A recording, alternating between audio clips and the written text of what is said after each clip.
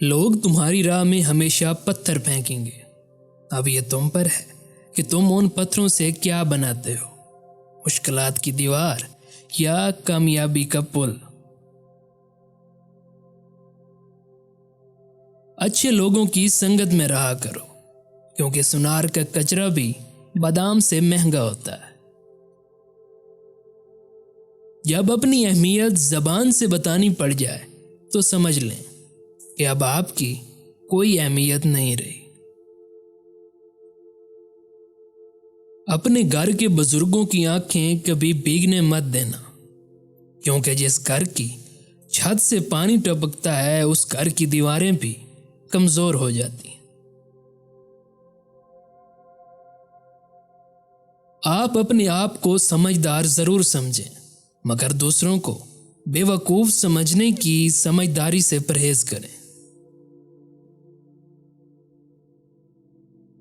دنیا کا سب سے گھٹیا کھیل لوگوں کے خلوص سے کھیلنا ہے۔ اللہ تعالیٰ کو دل اور زبان کا سخت ہونا پسند نہیں، اس لیے دونوں کو ہڈی کے بغیر بنایا۔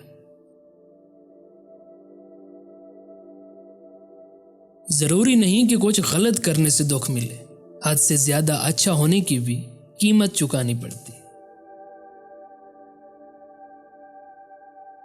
خون کے رشتے میں بھی ایسے حرامی لوگ دیکھے ہیں جو اپنوں سے جلن، حسد اور منافقت کرتے ہیں، جبکہ غیروں کی غلامی اور دلالی کرنے پر فخر محسوس کرتے ہیں۔ کبھی کبھی راستوں کو نہیں بلکہ خود کو بدل لینا بہتر ہوتا ہے۔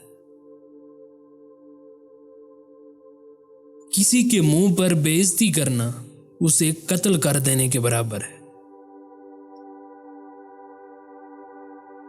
جو شخص روکھی سوکھی کھا کر بھی مطمئن رہتا ہے وہ سب سے زیادہ دولت مند ہے، کیونکہ اطمینان فطرت کی سب سے بڑی دولت ہے۔ دنیا کا سب سے مشکل کام اپنے کام سے کام رکھنا ہے۔ میں ایسے رشتوں کو نہیں مانتا جو دکھ درد میں سہارا دینے کے لیے تو غائب ہوں، لیکن تانا دینے کے لیے سب سے آگے نظر آئیں۔ پیسہ رشتہ داری کا لائسنس بن چکا ہے، جس کے پاس نہیں ہے وہ رشتہ داری کے لیے نااہل ہے۔ مشورہ اور نمک اس وقت تک نہ دیں جب تک مانگا نہ جائے، شاید اگلا بندہ پھیکی زندگی میں ہی خوش ہو۔ دل میں کھوٹ ہو تو دعا، عطا اور محبت تینوں راستہ بدل لیتی ہیں۔ جب بندہ مخلص ہو تو عزت میرا رب دیتا ہے۔ کوئی نہیں دیکھتا کہ آپ کسی کے لیے کتنا کرتے ہیں، وہ صرف وہی دیکھتے ہیں جو آپ نہیں کرتے۔ غلطی اسی سے ہوتی ہے جو محنت کرتا ہے، نکموں کی زندگی تو دوسروں کی غلطیاں نکالنے میں گزر جاتی ہے۔ بغیر اعتماد کے آدمی لنگڑا ہے، یعنی منزل کا پتہ بھی ہوگا لیکن پہنچ نہیں پائے گا، یا پھر دیر سے پہنچے گا۔ ہر لکھی ہوئی بات کو ہر پڑھنے والا نہیں سمجھ سکتا، کیونکہ لکھنے والا احساس لکھتا ہے اور پڑھنے والا صرف الفاظ پڑھتا ہے۔ میں آج تک اپنی خاموشی پر نہیں پچھتایا، جب بھی پچھتایا اپنے بولنے پر پچھتایا۔ خالق سے مانگنا سنت ہے، اگر دے دے تو رحمت، نہ دے تو حکمت، لیکن مخلوق سے مانگنا ذلت ہے، اگر دے دے تو احسان اور نہ دے تو شرمندگی۔ منزلیں کبھی کسی کے گھر جا کر حاضری نہیں دیتی، راستوں پر چلنے سے ہی راستے نکلتے ہیں۔ جب تک آپ کوشش کرنا نہیں چھوڑتے تب تک آپ ہار بھی نہیں سکتے۔ ان لوگوں کے لیے کامیاب بنو جو تمہیں ناکام دیکھنا چاہتے ہیں۔ وقت نے ایک ہی بات سکھائی ہے، ہر تعلق، رشتہ، ناتا تب تک زندہ ہیں جب تک کہ آپ دوسروں کے معیار اور توقعات پر پورے اترتے رہیں۔ کامیاب لوگ دوسروں سے مختلف نہیں ہوتے، مگر ان کے سوچنے کا انداز مختلف ہوتا ہے۔ کوشش آخری سانس تک کرنی چاہیے، منزل ملے یا تجربہ، دونوں ہی نایاب ہیں۔ اگر کبھی کسی چیز کا غرور آنے لگے تو ایک چکر قبرستان کا لگا لیا کرو، وہاں آپ سے بھی بہتر انسان مٹی کے نیچے دفن ہے۔ جس معاشرے میں اچھی اور معیاری تعلیم مہنگے داموں بیچی جائے، وہاں قوم کی فکر کرنے والوں کی بجائے ذریعہ معاش کی فکر کرنے والے ہی پیدا ہوتے ہیں۔ چھوٹی چھوٹی کامیابیاں بھی اہم ہیں، یہ ہمیں اعتماد دیتی ہیں اور بڑی کامیابی کے لیے تیار کرتی ہیں۔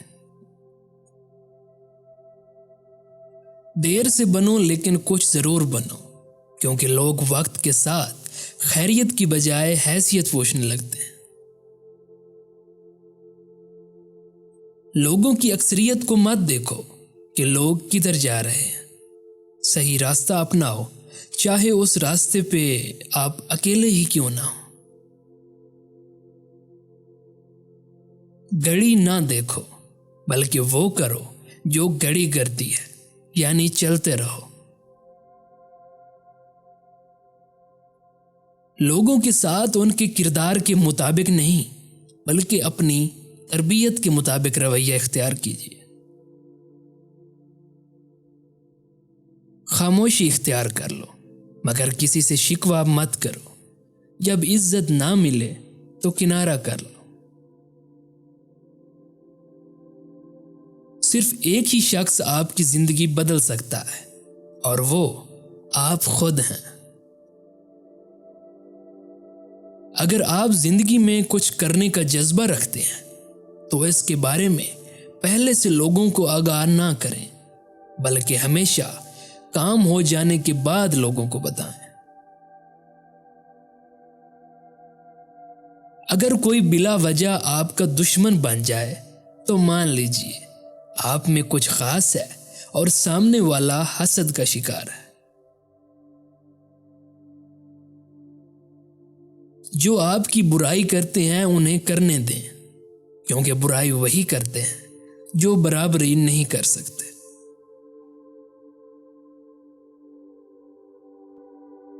حاسد مزاج لوگ ان کتوں کی طرح ہوتے ہیں جو ہر اس سوار کا پیچھا کرتے ہیں جو ان سے تیز رفتار ہوتا ہے۔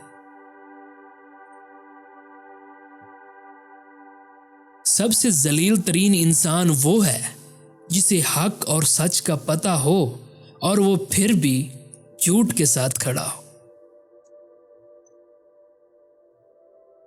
بہترین تعلق کی سب سے بڑی خاصیت یہ ہے کہ وہ آپ سے اختلاف اور ناراضگی کے باوجود بھی آپ کا خیال رکھنا اور فکر کرنا نہیں چھوڑتا۔